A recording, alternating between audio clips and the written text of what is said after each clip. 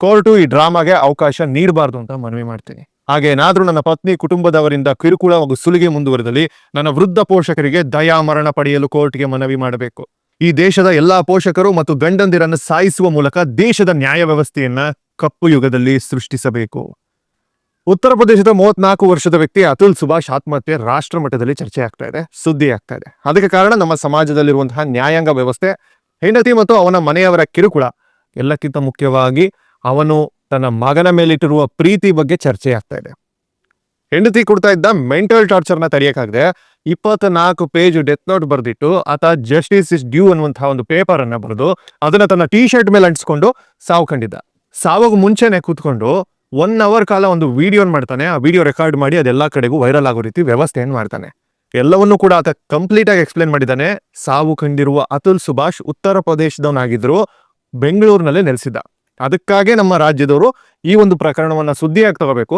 ಅವನು ಉತ್ತರ ಪ್ರದೇಶದವನು, ನಮಗೋದಕ್ಕೂ ಸಂಬಂಧ ಏನು ಅಂತ ಅನ್ಕೋಬಾರ್ದು. ಯಾಕೆ ಅಂತಂದ್ರೆ ಆತ ಸಾಯ್ತಾ ಬರ್ದಿದ್ದಾನಲ್ಲ ಡೆತ್ ನೋಟು, ಸಮಾಜದಲ್ಲಿ ಅನೇಕ ಪ್ರಶ್ನೆಗಳನ್ನ ಇಟ್ಟು ಇವತ್ತಿನ ನ್ಯಾಯಾಂಗ ವ್ಯವಸ್ಥೆ ಮತ್ತೆ ಅದನ್ನ ದುರುಪಯೋಗ ಪಡಿಸ್ಕೊಳ್ತಾ ಇರೋರ ಬಗ್ಗೆ ತುಂಬಾ ಚೆನ್ನಾಗಿ ಎಕ್ಸ್ಪ್ಲೇನ್ ಮಾಡಿಟ್ಟಿದ್ದಾನೆ.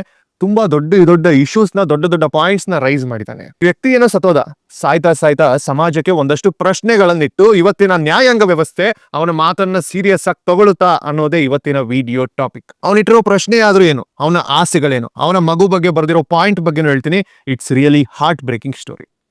ಇದೇ ತರ ಬರ್ನಿಂಗ್ ಇಶ್ಯೂಸ್ ಮೇಲೆ ಡೈಲಿ ನನ್ನ ವಿಡಿಯೋಸ್ ಬರ್ತಾನೆ ಇರುತ್ತೆ. ಆ ವಿಡಿಯೋ ನಿಮ್ಮವರೆಗೂ ಬರ್ಬೇಕಲ್ವಾ? ಸೊ ಈಗಲೇ ಚಾನೆಲ್ನ ಸಬ್ಸ್ಕ್ರೈಬ್ ಮಾಡಿ. ಫಸ್ಟ್ ಈ ಮನುಷ್ಯ ಮಗುನ ಉದ್ದೇಶಿಸಿ ಬರೆದಿರುವಂತಹ ಲೈನ್ಸ್ ಬಗ್ಗೆ ಹೇಳ್ತೀನಿ. ಅದು ಇಲ್ಲಿ ನಿಜಕ್ಕೂ ಮನಸ್ಸಿಗೆ ನೋವು ತರುವಂಥದ್ದು. ಸಿಂಪಲ್ ಆಗಿ ಕನ್ನಡದಲ್ಲೇ ಅವ್ನು ಬರೆದಿರೋ ಪಾಯಿಂಟ್ ನ ಹೇಳ್ತಾ ಇದ್ದೀನಿ. ನನ್ನ ಸಾವಿನೊಂದಿಗೆ ಇನ್ನು ಲೂಟಿ ಮಾಡಲು ಹಣ ಸಿಗೋದಿಲ್ಲ.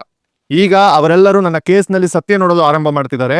ಮತ್ತೊಂದು ದಿನ ನೀನು ಕೂಡ ನಿನ್ನ ತಾಯಿಯ ನಿಜವಾದ ಮುಖವನ್ನು ನೋಡ್ತೀಯ, ಅವಳ ದುರಾಸೆಯ ಕುಟುಂಬದ ನಿಜವಾದ ಮುಖವನ್ನು ನೋಡ್ತೀಯಾ. ನಿನ್ನ ಆತ್ಮವನ್ನ ಅವರು ಅಷ್ಟು ಬೇಗ ಸಾಯಿಸದೇ ಇರ್ಲಿ ಅಂತ ನಾನು ದೇವರಲ್ಲಿ ಬೇಡ್ಕೊಳ್ತೀನಿ. ಒಮ್ಮೊಮ್ಮೆ ನಾನು ನಗ್ತೀನಿ, ಯಾಕಂತಂದ್ರೆ ನಾನು ಹಣವನ್ನ ಸೇವ್ ಮಾಡಲು ಬಯಸ್ತಾ ಇದ್ದೆ, ನೀನು ಕಾಲೇಜಿಗೆ ಕಾರ್ನಲ್ಲಿ ಹೋಗಬೇಕು ಅನ್ನೋ ಆಸೆಗೆ. ನಾನು ಎಷ್ಟು ಸಿಲ್ಲಿ ಅಲ್ವಾ? ಒಂದು ಮಾತನ್ನ ನೀನ್ ನೆಟ್ಬಿಟ್ಕೋಬೇಕು, ನೀನು ಯಾರಿಗೂ ಏನನ್ನು ಕೊಡಬೇಕಾಗಿಲ್ಲ. ಈ ಸಮಾಜವನ್ನ ನಂಬೇಡ, ಈ ವ್ಯವಸ್ಥೆಯನ್ನ ನಂಬೇಡ. ಈ ಎರಡು ಸಮಾಜ ಮತ್ತು ವ್ಯವಸ್ಥೆ ನಿನ್ನ ಅನ್ನವನ್ನ ಕಿತ್ಕೊಳ್ಳುತ್ತೆ. ನನ್ನ ರಕ್ತ ನಿನ್ನಲ್ಲಿದ್ರೆ ನೀನು ಬದುಕಬೇಕು, ಪ್ರೀತಿಸಬೇಕು, ಹೋರಾಡಬೇಕು, ನಿನ್ನ ಹೃದಯಪೂರ್ವಕವಾಗಿ ನಿನ್ನ ಸುಂದರತೆಯ ಜೀವನವನ್ನ ಕಟ್ಕೊಳ್ಬೇಕು. ನಿನ್ನ ತಲೆಯಲ್ಲಿನ ಸಮಸ್ಯೆಗಳನ್ನ ಧ್ವಂಸ ಮಾಡಬೇಕು. ಹೆಮ್ಮೆ ಮತ್ತು ಆತ್ಮವಿಶ್ವಾಸದಿಂದ ನಾನು ಬದುಕದಂತೆ ನೀನು ಬದುಕಬೇಕು. ಯಾವುದೇ ಕಾರಣಕ್ಕೂ ಸೋಷಿಯಲಿಸ್ಟ್ ಅಥವಾ ಕಮ್ಯುನಿಸ್ಟ್ ಉಳುವಾಗಬೇಡ. ಇದೇ ದೊಡ್ಡ ಪ್ರಮಾಣದ ಭ್ರಷ್ಟಾಚಾರ. ಆತ್ಮ ಅನ್ನೋದೇ ಒಂದು ಭ್ರಷ್ಟಾಚಾರ. ಗುಡ್ ಬೈ ಮೈ ಸನ್. ಈ ಲೈನ್ ನೋಡಿದ ಮೇಲೆ ನನಗಂತೂ ಹರ್ಟ್ ಆಯ್ತು. ನಿಮ್ಗೇನ್ ಅನಿಸ್ತು ಕೆಳಗಡೆ ಕಮೆಂಟ್ ಅಲ್ಲಿ ಮಾಡಿ. ಈ ತರ ಇಶ್ಯೂಸ್ ಬಗ್ಗೆ ನಾವು ಮಾತಾಡ್ಬೇಕು, ಜನರು ತಿಳ್ಕೋಬೇಕು, ಸಮಾಜ ಬದಲಾಗಬೇಕು. ಇದೇ ಈ ವಿಡಿಯೋ ಉದ್ದೇಶ. ಅತುಲ್ ಸುಭಾಷ್ ತನ್ನ 12 ಆಸೆಗಳು ಅಂತ ಅವನ ಡೆತ್ ನೋಟ್ ಅಲ್ಲಿ ಬರ್ದಿದ್ದಾನೆ. ನಿಜವಾಗ್ಲೂ ಅವನ ಆಸೆಗಳು ಈಡೇರುತ್ತಾ? ಅದು ಸಾಧ್ಯನಾ? ಅವನ ಆಸೆ ಏನು ಅನ್ನೋದನ್ನು ಹೇಳ್ತೀನಿ ಕೇಳಿ. ಮೊದಲನೇ ಪಾಯಿಂಟ್ ಅವನು ಬರ್ದಿರೋದು, ನನ್ನ ಕೇಸ್ನ ಎಲ್ಲಾ ವಿಚಾರಣೆ ಲೈವ್ ಸ್ಟ್ರೀಮ್ ಆಗಬೇಕು. ಈ ದೇಶದ ಜನಕ್ಕೆ ನನ್ನ ಕೇಸ್ ಗೊತ್ತಾಗಬೇಕು. ನಮ್ಮ ನ್ಯಾಯಾಂಗ ವ್ಯವಸ್ಥೆ ಕೆಟ್ಟ ಸ್ಥಿತಿ, ಮಹಿಳೆಯರು ಈ ವ್ಯವಸ್ಥೆಯನ್ನ ಕೆಟ್ಟ ಲಾಭ ಪಡೆದುಕೊಳ್ತಿರುವ ಸಂಗತಿ ಎಲ್ರಿಗೂ ಗೊತ್ತಾಗಬೇಕು. 2ನೇ ಪಾಯಿಂಟ್, ನಾನು ಅಪ್ಲೋಡ್ ಮಾಡಿರುವ ವಿಡಿಯೋಗಳು ಹಾಗೂ ಸೂಸೈಡ್ ನೋಟ್ ಅನ್ನ ನನ್ನ ಹೇಳಿಕೆ ಮತ್ತು ಪ್ರೂಫ್ ಅಂತೆ ಪರಿಗಣಿಸಬೇಕು, ಅದನ್ನ ಅಕ್ಸೆಪ್ಟ್ ಮಾಡಬೇಕು. 3ನೇದು, ರಿತಾ ಕೌಶಿಕ್ ಉತ್ತರ ಪ್ರದೇಶದ ಜಡ್ಜ್, ಸಾಕ್ಷಿಗಳ ಮೇಲೆ ಅವರು ಪ್ರಭಾವವನ್ನ ಬೀರ್ಬೋದು, ದಾಖಲೆಗಳನ್ನ ಬದಲಾಯಿಸಬಹುದು. ಇದು ನನ್ನ ಕೇಸ್ನ ಮೇಲೆ ಪರಿಣಾಮ ಬೀರ್ಬೋದು. ನನ್ನ ಅನುಭವದ ಆಧಾರದ ಮೇಲೆ ಉತ್ತರ ಪ್ರದೇಶದ ಕೋರ್ಟ್ಗಿಂತ ಬೆಂಗಳೂರಿನ ಕೋರ್ಟ್ಗಳಲ್ಲಿ ಹೆಚ್ಚು ನ್ಯಾಯದ ಪರವಾಗಿದೆ. ನನ್ನ ಎಲ್ಲಾ ಕೇಸ್ಗಳನ್ನು ಕರ್ನಾಟಕದಲ್ಲೇ ನಡೆಸಬೇಕು. ಇದು ನನ್ನ ಮನವಿ. ನ್ಯಾಯ ಸಿಗಬೇಕು ಅನ್ನೋ ಕಾರಣಕ್ಕೆ ಈಕೆನ ವಿಚಾರಣೆ ಮುಗಿಯುವವರೆಗೂ ಬೆಂಗಳೂರಿನಲ್ಲೇ ಪೊಲೀಸು ಮತ್ತು ನ್ಯಾಯಾಂಗ ಬಂಧನದಲ್ಲಿ ಇಡಬೇಕು. ಇಲ್ಲಿ ಒಂದು ಜಡ್ಜ್ಮೆಂಟ್ ಲೀಕ್ ಹಾಕಿದ್ದೇನೆ, ಇದನ್ನ ಆಧಾರವಾಗಿಟ್ಟುಕೊಂಡು ನ್ಯಾಯ ಕೊಡಿ. ಈ ಜಡ್ಜ್ಮೆಂಟ್ ಪುರುಷರಿಗೆ ಅನ್ವಯಿಸುತ್ತದೆ ಅನ್ನೋದನ್ನ ನಂಬಿದ್ದೇನೆ. ಇದರಲ್ಲಿ ಯಾವ್ದೋ ಜಡ್ಜಿನ ಉದ್ದೇಶದಲ್ಲಿ ಇಟ್ಕೊಂಡು ಮಾತಾಡಿರೋ ಹಾಗಿದೆ 3ನೇ ಪಾಯಿಂಟ್ ಅಲ್ಲಿ. ಇನ್ನು 4ನೇ ಪಾಯಿಂಟ್, ನನ್ನ ಮಗನನ್ನು ನನ್ನ ತಂದೆ ತಾಯಿಗಳಿಗೆ ನೀಡಿ ಉತ್ತಮ ಮೌಲ್ಯವಿರುವ ವ್ಯಕ್ತಿಯಾಗಿ ನನ್ನ ಮಗುವನ್ನ ಬೆಳೆಸ್ತಾರೆ. ನನ್ನ ಮೃತದೇಹ ಸಮೀಪ ನನ್ನ ಪತ್ನಿ ಹಾಗೂ ಆಕೆಯ ಕುಟುಂಬದವರನ್ನು ಯಾವುದೇ ಕಾರಣಕ್ಕೂ ಬಿಡಬೇಡಿ. ನನಗೆ ಕಿರುಕುಳ ನೀಡಿದವರಿಗೆ ಈ ಶಿಕ್ಷೆಯಾಗುವವರೆಗೂ ಯಾವುದೇ ಕಾರಣಕ್ಕೂ ನನ್ನ ಆಸ್ತಿ ಡಿವೈಡ್ ಮಾಡಬೇಡಿ.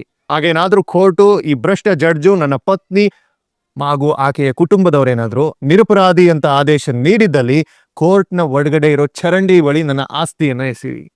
ನಮ್ಮ ಕಾನೂನು ವ್ಯವಸ್ಥೆಯನ್ನು ನಾನು ನಂಬೋದಿಲ್ಲ, ಆದ್ರೂ ನನಗೆ ಕಿರುಕುಳ ನೀಡಿದವರಿಗೆ ಮ್ಯಾಕ್ಸಿಮಮ್ ಎನ್ನುವಂತಹ ಶಿಕ್ಷೆಯನ್ನೇ ಕೊಡಿ. ನನ್ನ ಪತ್ನಿಯಂತಹ ಹೆಂಗಸನ್ನ ಜೈಲಿನ ಕಂಬಿಗಳ ಹಿಂದೆ ಹಾಕಿ. ಮತ್ತೊಂದು ದಿನ ಸಮಾಜದಲ್ಲಿರುವ ಇನ್ನು ಕೆಲವರ ಮಕ್ಕಳ ಮೇಲೆ ಸುಳ್ಳು ಕೇಸನ್ನ ಹಾಕೋದನ್ನ ತಡಿಬಹುದು. ನ್ಯಾಯಾಂಗ ವ್ಯವಸ್ಥೆಗೆ ಹೇಳುವುದೇನೆಂದ್ರೆ, ನನ್ನ ಪೋಷಕರು ಮತ್ತು ನನ್ನ ಸಹೋದರರ ಮೇಲೆ ಈ ಸುಳ್ಳು ಕೇಸ್ನ ಕಿರುಕುಳವನ್ನು ಬಿಟ್ಟುಬಿಡಿ. ಈ ರಾಕ್ಷಸಿ ವ್ಯಕ್ತಿಗಳ ಜೊತೆ ಯಾವುದೇ ಸಂಧಾನ, ಸೆಟಲ್ಮೆಂಟ್ ಅಥವಾ ಮಾತುಕತೆ ಇರೋದಿಲ್ಲ. ಅಪರಾಧಿಗಳಿಗೆ ಶಿಕ್ಷೆ ಆಗಲೇಬೇಕು.